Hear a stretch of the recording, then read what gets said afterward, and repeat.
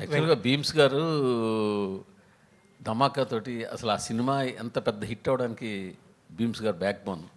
తర్వాత మళ్ళీ మీ సినిమా కూడా హిట్ అవడానికి ఆయన పాత్ర చాలా ఉంది. అది మీరు యాక్సెప్ట్ చేయాల్సిందే కదా. నేనే చెప్పాను చాలాసార్లు అతని పాత్ర చాలా ఉంది. అది యాక్సెప్ట్ చేయాల్సిందే. నేను యాక్సెప్ట్ చేస్తాను.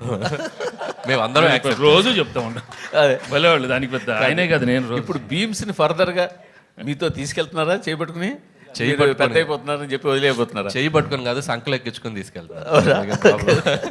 అంటే భీమ్స్ ఎప్పటి నుంచో కలిసి పని చేయాలనుకుంటున్నాం. భీమ్స్లో నాకు నచ్చిన ఒక గొప్ప క్వాలిటీ ఏంటంటే, డైరెక్టర్ ఏం కావాలనుకుంటున్నాడు, కథ ఏం కావాలనుకుంటుంది, ఆ సిచ్యువేషన్ ఏం కావాలనుకుంటుంది, అక్కడే ఉంటాడు. నేనేదో చేసేసాను, నేనేదో ఒక సాంగ్ కొట్టాను, అది మీరు పెట్టేయాలి అని కన్విన్స్ చేయడు.